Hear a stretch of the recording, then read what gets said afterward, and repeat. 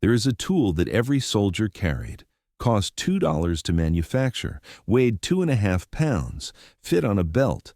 Most soldiers never fired their rifle in combat, but every single one used this tool, used it daily, used it to survive, used it in ways the designers never imagined.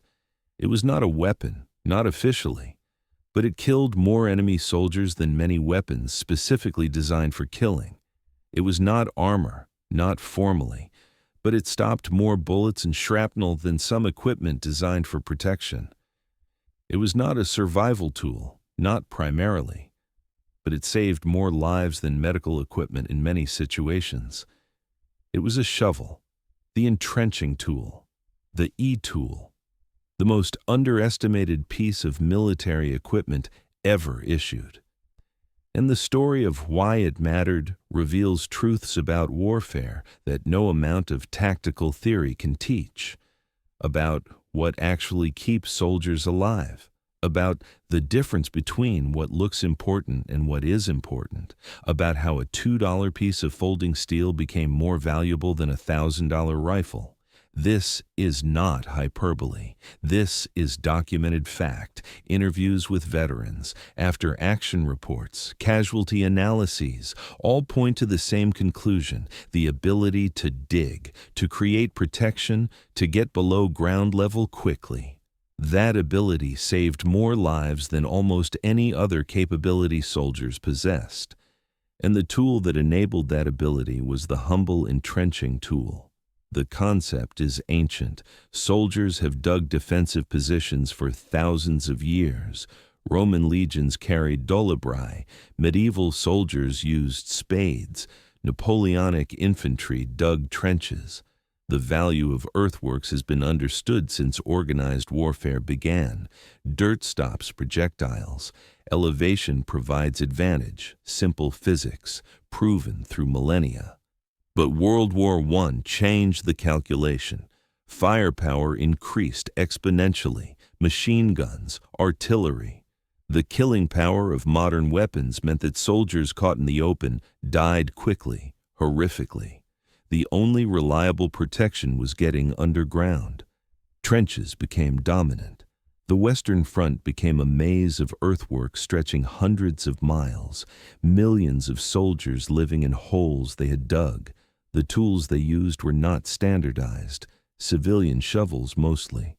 Heavy, full-sized, difficult to carry. Infantry advancing into no man's land could not bring full shovels, too cumbersome. So when they captured enemy trenches, they often could not dig in effectively, could not consolidate gains. Artillery would catch them above ground. Counterattacks would overrun positions that lacked proper fortification. Military planners recognized the problem. Soldiers needed portable digging tools, small enough to carry continuously, strong enough to dig effectively, durable enough to survive combat conditions, fast enough to create protective positions quickly. The solution was the entrenching tool, collapsible or folding shovel, carried on the belt or pack, ready for immediate use. Multiple designs emerged, different countries, different approaches, but certain principles became standard. The blade needed to be approximately 6 inches wide enough to move significant earth, narrow enough to penetrate hard soil. Approximately 9 inches long from base to tip, long enough for leverage, short enough for portability. The handle needed to be around 15 inches, long enough for two-hand use, short enough to carry easily. The American M1943 entrenching tool exemplified optimal design. Triangular blade with pointed tip, could penetrate hard ground, could chop roots, could break hard soil. The blade edges were sharpened, not razor sharp, but sharp enough to cut. The handle was wooden. Later models used plastic or metal, but wood remained common, provided grip, absorbed shock, did not conduct heat or cold. The hinge was the critical component. The tool folded for carrying, extended for use. The hinge needed to be strong. Soldiers would apply tremendous force when digging. The hinge could not fail, could not slip.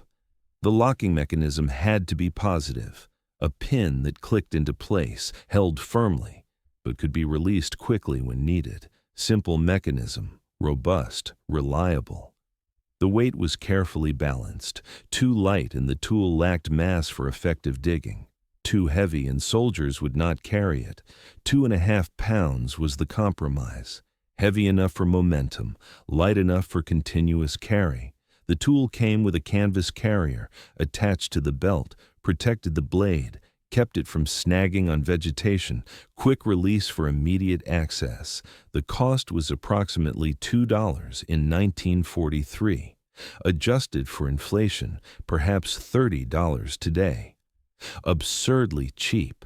A rifle cost approximately $50 then, 25 times more expensive, yet the shovel arguably provided more survival value. This is not to diminish rifles. Rifles were essential. But in terms of keeping soldiers alive day to day, the entrenching tool was irreplaceable.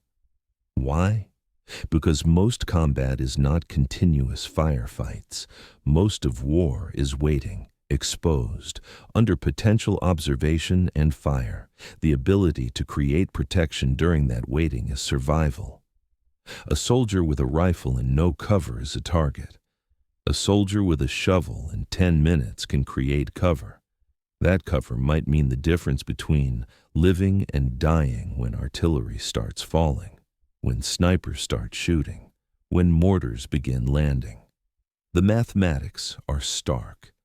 Artillery caused approximately 60% of casualties in World War II. 60%, not rifle fire, not close combat. Artillery, shells falling from the sky. The only reliable protection against artillery is being below ground. A foot of earth stops most shrapnel.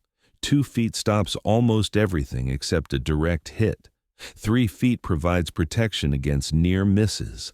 A soldier with an entrenching tool could dig a shallow fighting position in 10 minutes, 18 inches, 18 deep, long enough to lie prone, wide enough for some lateral movement. That 18 inches reduced vulnerability to artillery by approximately 70%, not complete protection, but dramatic risk reduction. In 30 minutes, a determined soldier could dig a position 3 feet deep, near complete protection except for direct hits. This is why the entrenching tool saved lives, not through any exotic mechanism, through simple physics. Earth stops steel. The tool moved earth. Soldiers who dug survived. Soldiers who stayed above ground died. The correlation was direct, obvious, proven daily throughout the war. But the tool's value extended beyond digging defensive positions. Creative soldiers discovered multiple applications, some obvious, some ingenious, some desperate, all effective. The blade was sharp, could be used as a weapon, not ideal. But in close combat, a 2-pound steel blade swung with desperation could kill. There are documented cases of soldiers using entrenching tools in hand-to-hand combat. Not common, but it happened. The tool's weight and edge made it deadly at close range. The tool could chop, not as effectively as an axe, but adequately. Small trees could be cut, branches removed, roots severed.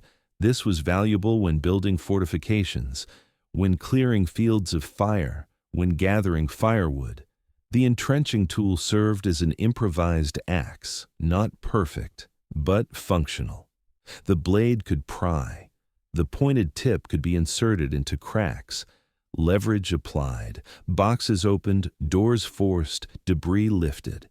In urban combat, where buildings were destroyed and rubble blocked movement, the entrenching tool became essential for clearing paths, for accessing basements, for creating firing positions in walls. The flat blade could be used as a frying pan. Soldiers did this, not recommended. But desperate men do what works. Heat the blade over a fire, cook rations, not ideal. Potential to damage the tool, but hunger is motivating. Soldiers cooked on their entrenching tools when nothing else was available. The tool could serve as a hammer. The back of the blade was flat, could drive stakes, could pound metal, could break materials that needed breaking. Not designed for this, but effective enough. Soldiers used their entrenching tools as improvised hammers constantly. The handle could be a club. Remove the blade. The wooden handle became a weapon. Again, not ideal. But in situations where firearms were unavailable or impractical, any weapon was better than nothing. Soldiers used entrenching tool handles as clubs, as levers, as braces, whatever the situation required. These improvised uses were not in the manual, not taught in training. Soldiers discovered them through necessity, through creativity born of survival pressure. The entrenching tool was officially a digging implement. Unofficially, it became a multi-purpose survival tool, the Swiss Army knife of military equipment, except more robust, more versatile, more essential. Stories from veterans illustrate the tool's importance. Private James Morrison, 82nd Airborne, jumped into Normandy on D-Day, landed in a hedgerow. German machine gun opened fire. Morrison dug with his entrenching tool while bullets snapped overhead. 18 inches down in 8 minutes, survived the night in that hole, credited the tool with saving his life, kept it after the war, displayed it in his home, showed it to his grandchildren, explained that this simple piece of steel was why they existed. Sergeant Michael O'Brien, 1st Infantry Division, fought through North Africa and Italy, emphasized in his memoir that he used his entrenching tool every single day, used his rifle perhaps twice a month in actual combat. The discrepancy was striking. The tool was constant. The weapon was occasional. But military glory focused on rifles, on combat, on shooting. Nobody writes poems about digging. Yet digging was survival. Lieutenant Robert Winters, 4th Armored Division, described using entrenching tools to dig tank crews out of disabled vehicles. Tank hit by anti-tank fire, crew trapped inside, burning. Infantry with entrenching tools dug around the tank, created access to bottom hatches, pulled crew members out, saved 3 men. The tools were not designed for vehicle rescue, but desperation creates innovation. The tools worked. Men lived. Corporal Eugene Matthews, 25th Infantry Division, Pacific Theater, described using his entrenching tool against Japanese attackers. Night combat, close quarters, his rifle jammed, mud in the mechanism, Japanese soldier charging with bayonet. Matthews swung his entrenching tool, connected with the attacker's head, killed him instantly. Matthews credited that moment with his survival, never spoke about it willingly, but acknowledged the tool saved his life in the most direct way possible. These are individual stories. Multiply them by millions, millions of soldiers, millions of situations where the entrenching tool provided the critical capability. Not all dramatic, most mundane, digging latrines, digging drainage ditches, digging cooking pits, digging positions to sleep below the wind, daily uses that accumulated into survival. The tool's importance was recognized officially. In 1944, the Army conducted surveys of infantry equipment, asked soldiers what they would keep if forced to reduce load. The entrenching tool was rated essential by 97% of respondents, higher than extra ammunition, higher than rations, higher than almost anything except their primary weapon and water. Soldiers knew what kept them alive. The shovel was on that list. But the tool was not just individual survival equipment, it was tactical capability.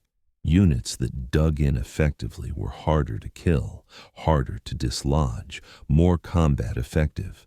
Commanders who emphasized digging had fewer casualties, had better defensive positions, had more tactical flexibility.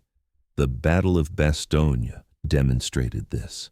101st Airborne, surrounded by German forces, outnumbered, outgunned, artillery pounding them constantly. The unit survived partly through courage, partly through leadership, but also partly through obsessive digging. Every soldier dug deep, constantly improving positions. When German artillery fell, most men were underground. Casualties were lower than they should have been given the circumstances. The entrenching tool contributed to that survival. The Pacific Theater presented different challenges: coral atolls, volcanic rock, extremely hard digging. Soldiers broke standard entrenching tools trying to penetrate the ground. Engineers modified the tools, added picks, reinforced hinges, created specialized versions for Pacific conditions. The tool had to work. Survival depended on it. Jungle fighting was different, soft soil mostly, but dense vegetation. The entrenching tool served as a machete alternative. Clearing undergrowth, creating firing positions, building shelters. The jungle rotted everything. Equipment deteriorated rapidly, but the simple steel blade of the entrenching tool resisted rot, could be sharpened when dull, kept functioning when more complex equipment failed. The tool's simplicity was its strength. No complex mechanisms, no delicate parts, just a blade, a hinge, and a handle. Could be maintained by anyone, could be repaired with basic tools, broken handle, replace it with a stick, bent blade, hammer it straight, rusted hinge, clean and oil it. The tool was nearly indestructible and completely repairable. This maintainability mattered in extended campaigns. Equipment attrition was constant. Complex items broke and could not be repaired, were discarded, became dead weight. The entrenching tool kept working, could be passed from casualty to replacement, could function for years with minimal maintenance. Some tools issued in 1942 were still in use in 1945, used by multiple soldiers, still functional, still saving lives. The manufacturing was simple: stamped steel blade, wooden handle, riveted hinge. Could be produced quickly, cheaply, by non-specialized manufacturers.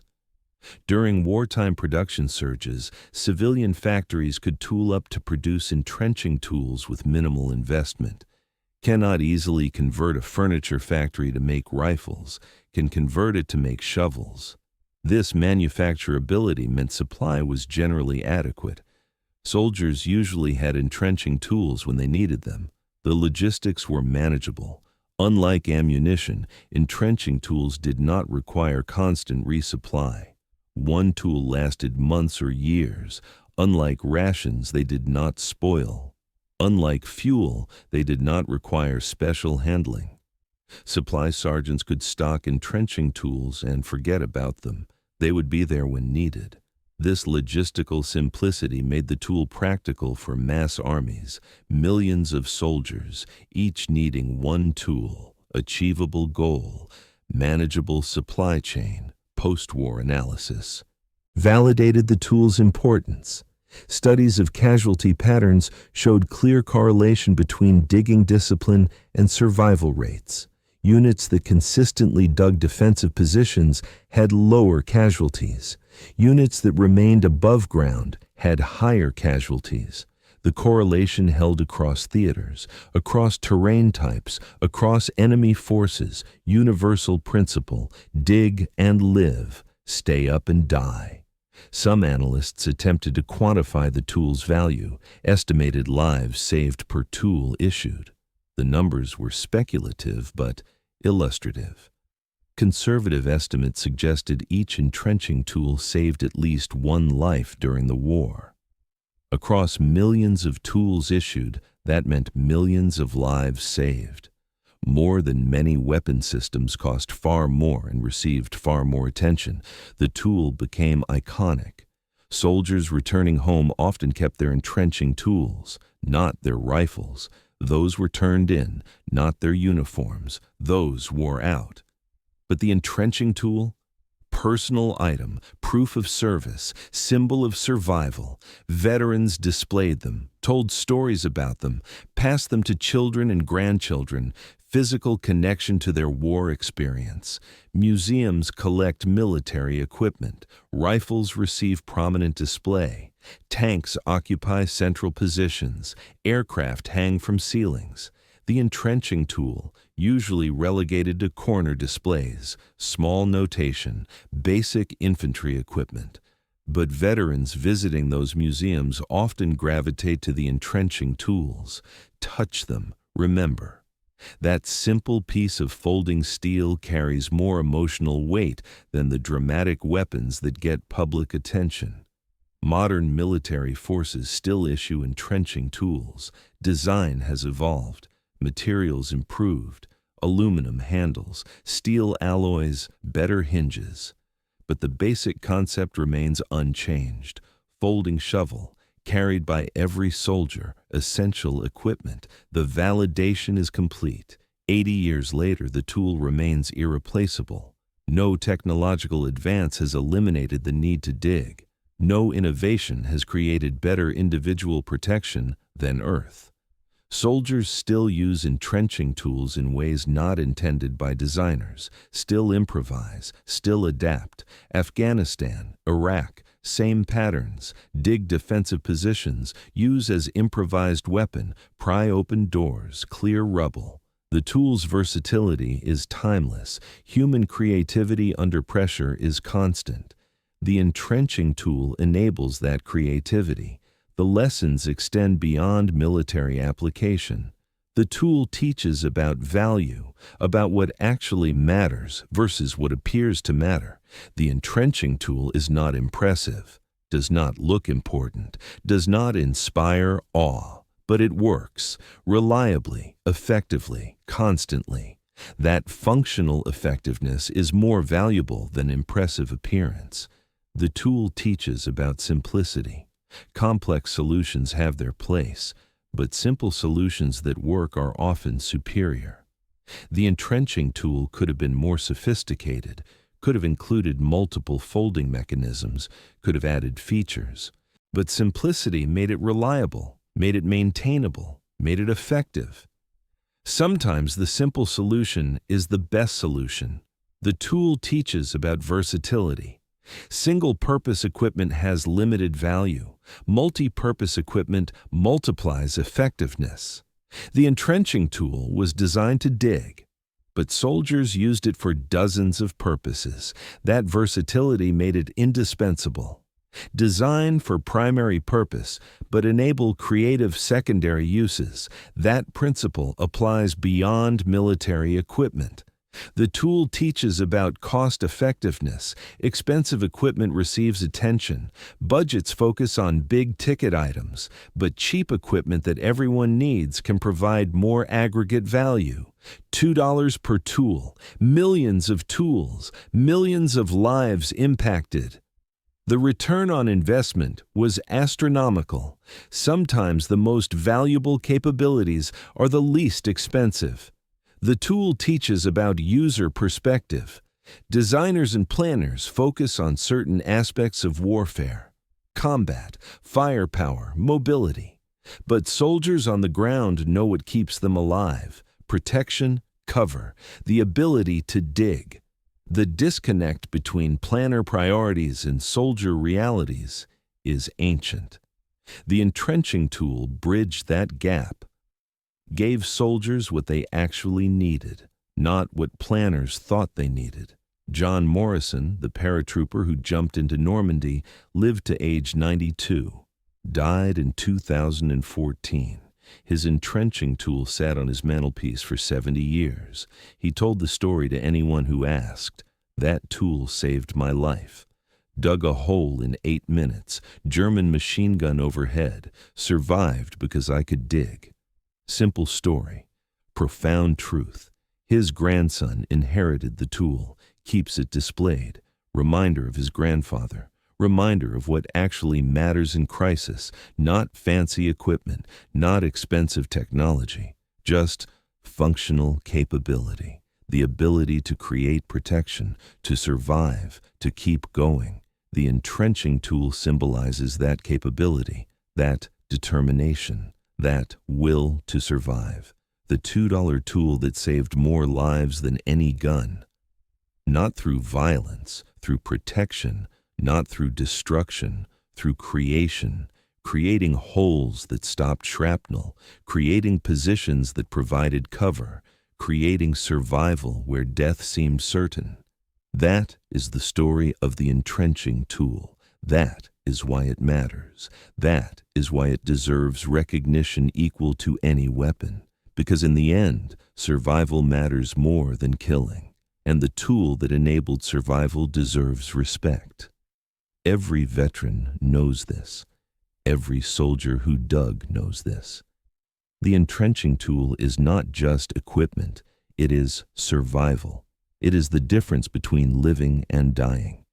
It is proof that sometimes the simplest tools are the most valuable, that sometimes $2 buys more than $1,000, that sometimes a shovel matters more than a gun. Remember that. When evaluating tools, when assessing value, when deciding what matters, look past the impressive, look past the expensive, look for the functional, for the reliable, for the simple solution that works. The entrenching tool teaches this lesson. $2, 2.5 pounds, millions of lives saved. That is value. That is effectiveness. That is why it matters. The $2 tool. More valuable than its weight in gold, more important than weapons that cost fortunes, more essential than equipment that gets all the attention. Because it worked. Because soldiers needed it. Because it saved lives. Simple as that. Profound as that. True as that. That is the story. That is the lesson. That is the truth about the humble entrenching tool, the unsung hero of World War II, the tool that kept millions alive, the $2 miracle that nobody talks about but everyone who served remembers. Remember it. Respect it. Learn from it. That simple piece of folding steel has lessons to teach about what actually matters when life is on the line. The technical specifications of the entrenching tool reveal careful engineering despite the apparent simplicity. The blade angle was not arbitrary. Testing determined that a blade angled at approximately 70 degrees from the handle provided optimal digging efficiency. Too shallow, and the blade glanced off hard soil. Too steep and leverage was poor. 70 degrees balanced these factors. Soldiers could apply maximum force with minimum effort. The blade shape was triangular for multiple reasons. The point concentrated force, essential for penetrating compacted soil or breaking through root systems. The widening from point to base provided increasing surface area for moving loosened earth. One blade shape served two functions, penetration and excavation, efficient design that minimized weight while maximizing capability. The edges were sharpened to approximately 30 degrees, not razor sharp. That would make the edge fragile, too easily damaged, but sharp enough to cut roots, to chop small vegetation, to serve as improvised cutting tool. The angle was carefully chosen. Balance between sharpness and durability. Field testing determined optimal angle. Engineering informed by practical use. The handle diameter was standardized at approximately 1¼ inches, small enough to grip comfortably, large enough to not feel fragile. The oval cross-section prevented rotation in the hand during use. When you swing a shovel, rotational torque tries to twist it.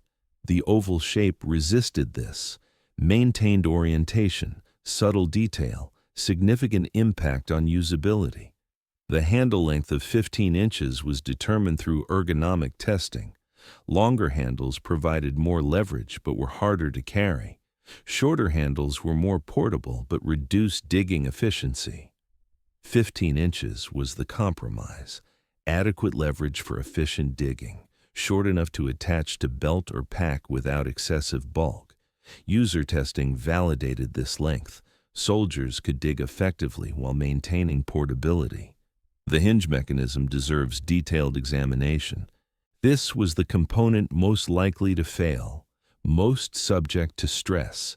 The hinge had to withstand tremendous force, soldiers applying their full body weight through the handle, the blade encountering rocks, roots, hard soil. The hinge absorbed these impacts, had to remain functional through thousands of digging cycles. The solution was a simple pin and collar design, steel pin through steel collar.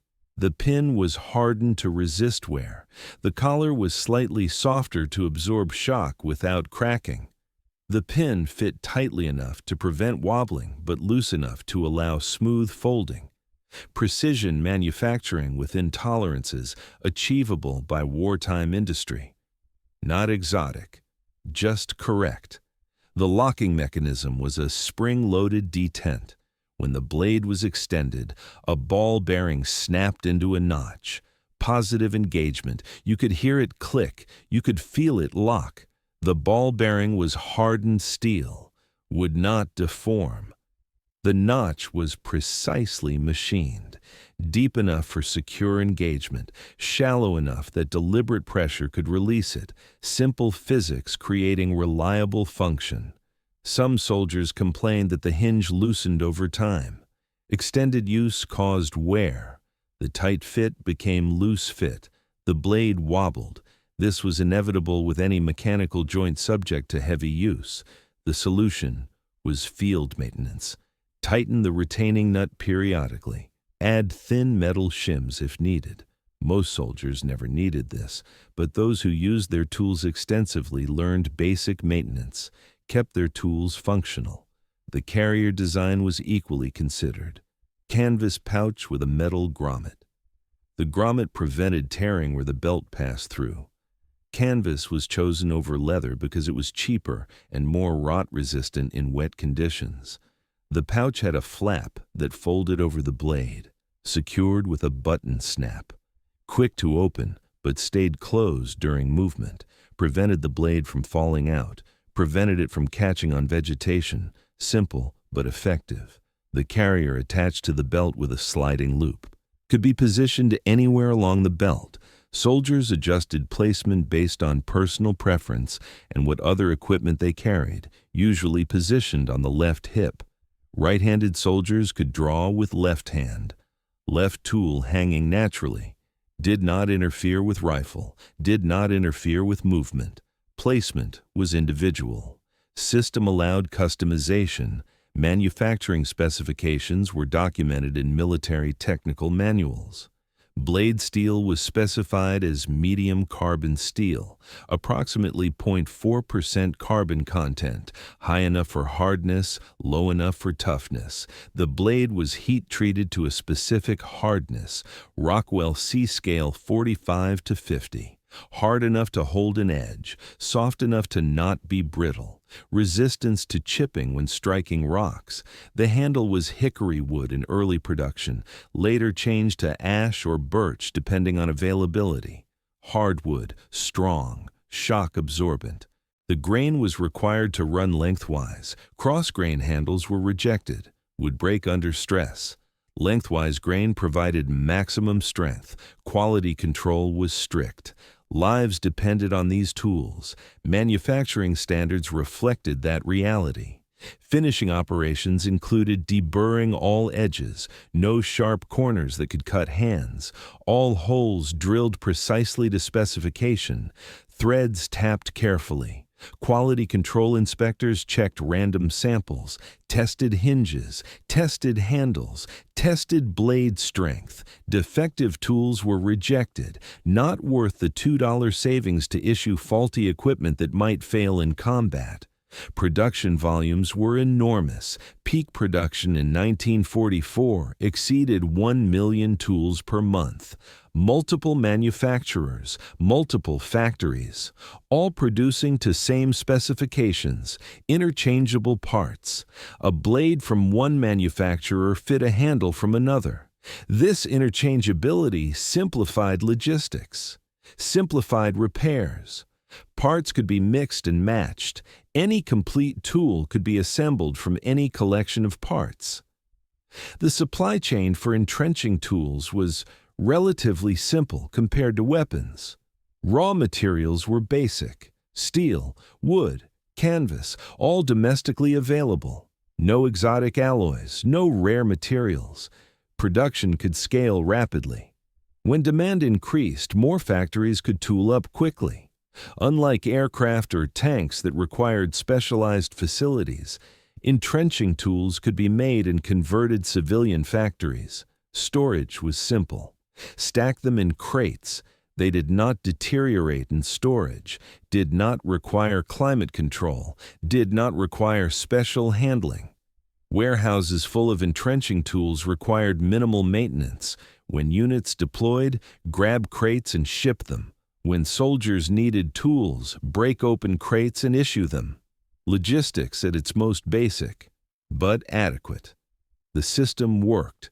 Field replacement was straightforward. Soldier loses or breaks tool. Report to supply sergeant. Receive replacement. No serial numbers to track. No property accountability beyond simple count.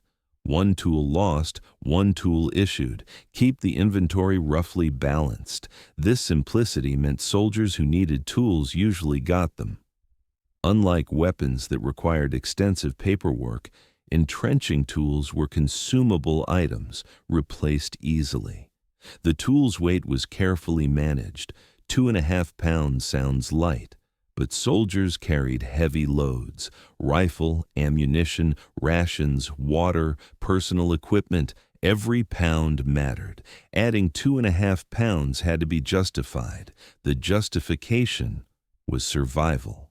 But designers still worked to minimize weight, could not eliminate features, could not weaken the tool. But every ounce removed helped. Final design balanced weight against capability, got it right. Some elite units modified their entrenching tools. Paratroopers wanted lighter versions, removed material from handles, drilled holes in blades, reduced weight by 0.5 pound. This weakened the tools, made them less durable. But paratroopers accepted the trade-off, carried modified tools that were lighter but more fragile. Most infantry stuck with standard issue, needed the durability more than the weight savings.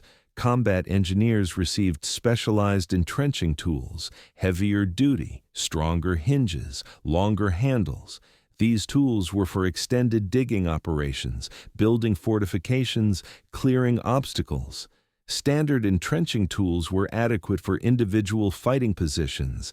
Engineer tools were for larger projects, different requirements, different designs, but based on same principles. Folding blade, portable, functional. Tankers received smaller entrenching tools. Space in tanks was limited. Every item competed for room.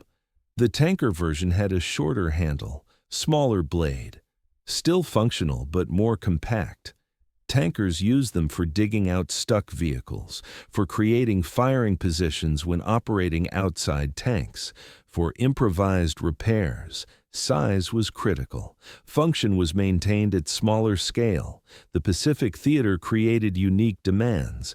Coral atolls had different soil characteristics: hard coral, soft sand, sharp coral edges that damaged equipment.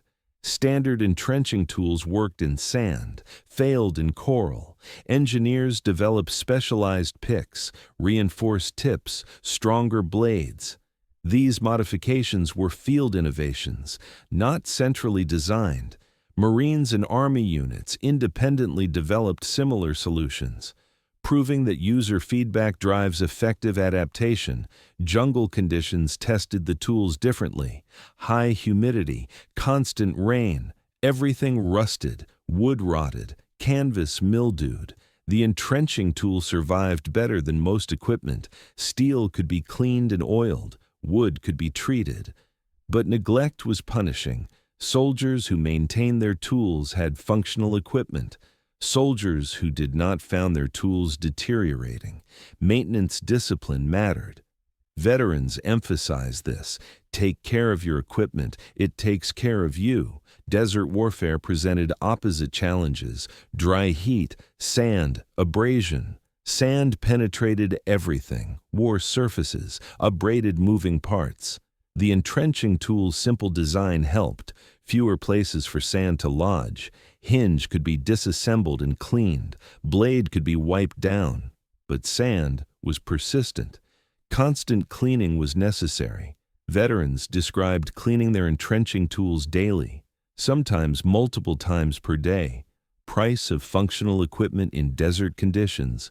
Mountain warfare emphasized digging in rocky soil. Standard entrenching tools struggled. Soldiers improvised, used tools as pry bars, as hammers, as levers.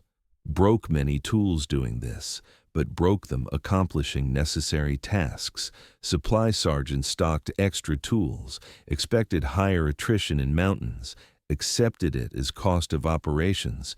Tools were expendable, lives were not. The math was simple. Urban combat found new uses for entrenching tools. Buildings provided cover, but also trapped soldiers. Rubble blocked movement. The entrenching tool cleared paths, opened walls, created firing positions. In Stalingrad, German soldiers used entrenching tools as much as rifles, digging through rubble, creating fortified positions in ruins. The tool adapted to urban environment, proved versatile beyond original design.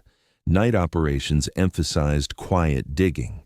Metal blade on stone made noise, alerted enemy.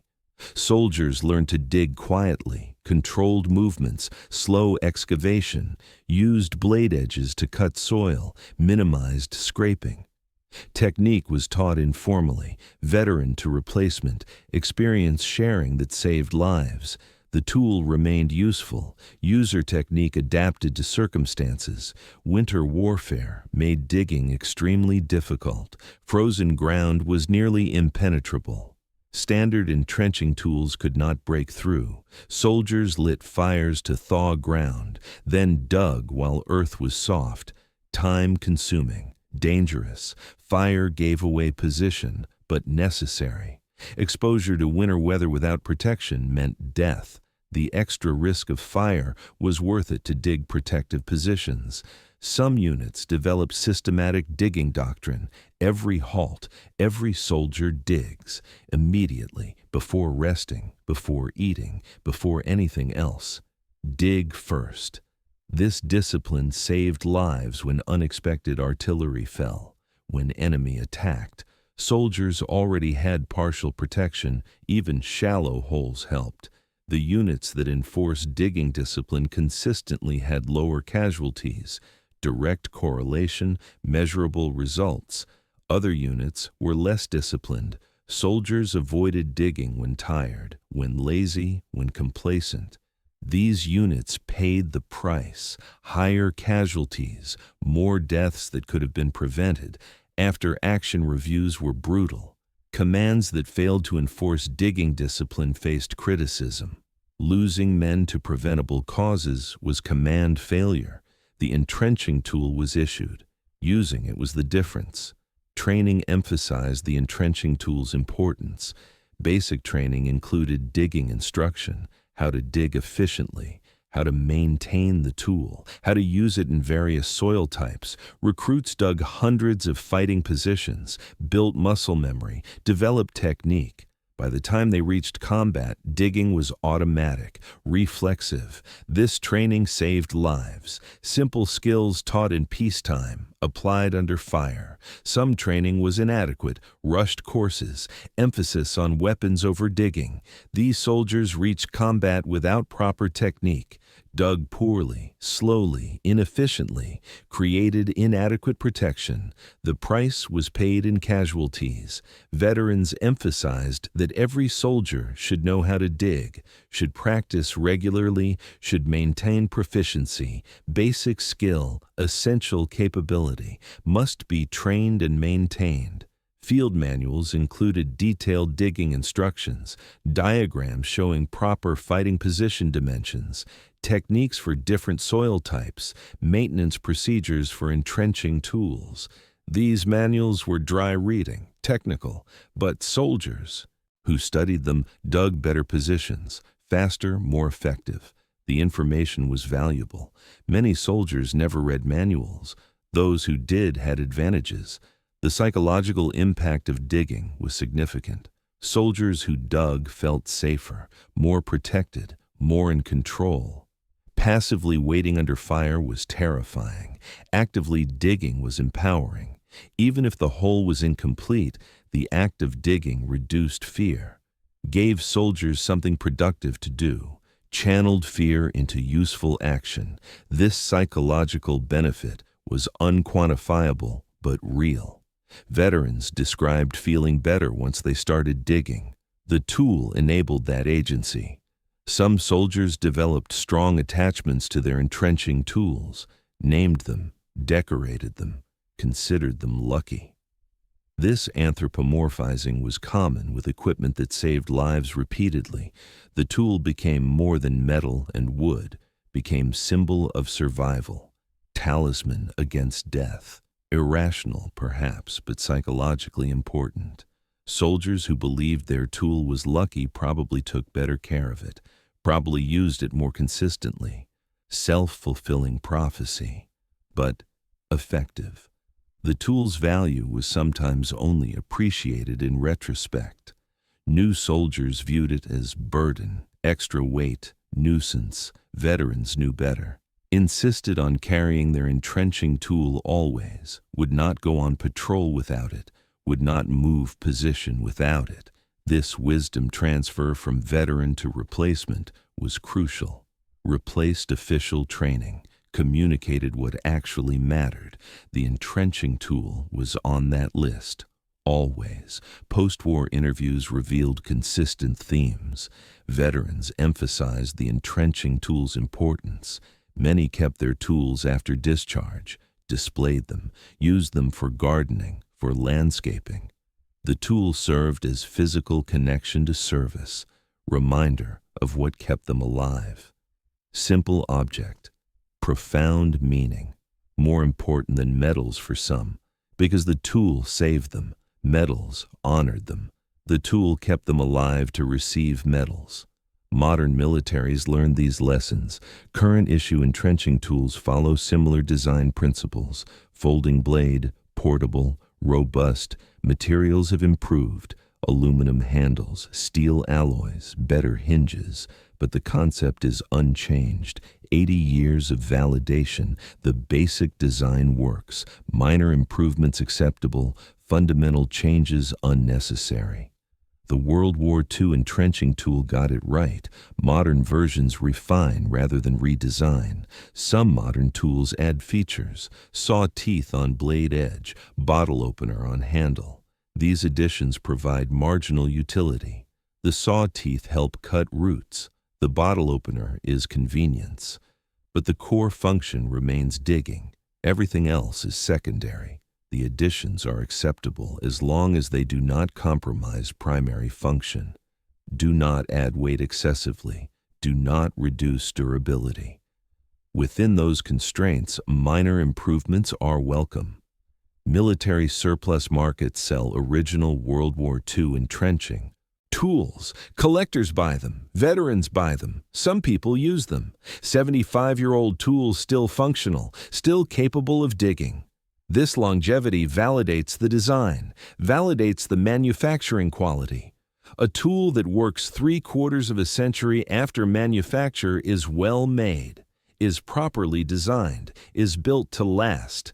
The entrenching tool represents design philosophy that transcends its specific application. Build for purpose, build to last, build simple, build robust. These principles apply to any tool, any product, any system. The entrenching tool embodies these principles. $2 created something that saved millions, that lasted decades, that remains relevant generations later. That is design excellence. That is engineering success. That is value creation at the highest level. The $2 tool that saved more lives than any gun. Not through complexity, through simplicity. Not through expense, through economy. Not through innovation, through proven principles applied correctly. This is the ultimate lesson. Good design is timeless. Simple solutions that work are better than complex solutions that impress. Cheap equipment that everyone needs provides more value than expensive equipment that few receive. The humble entrenching tool teaches these lessons. $2, 2.5 pounds, folding blade, wooden handle, simple hinge. That combination saved millions, protected soldiers when nothing else could, enabled survival through the most basic means, moving earth, creating holes, getting underground, simple, effective, irreplaceable. Every soldier who carried one knows this.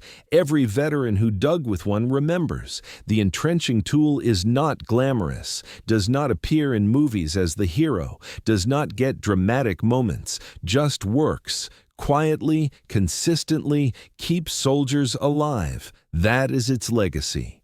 That is its value. That is why it deserves recognition. Because in the end, the tools that keep us alive matter more than the tools that make us famous. The entrenching tool kept millions alive. That makes it worthy of respect, worthy of remembrance, worthy of this story, the $2 miracle, the tool that saved more lives than any weapon. Remember it, respect it, learn from it, because its lessons are universal, because its principles are eternal, because it proves that sometimes the simplest answer is the best answer. Sometimes $2 creates more value than 2,000. Sometimes a shovel matters more than a gun. That is the truth. That is the lesson. That is the story of the entrenching tool.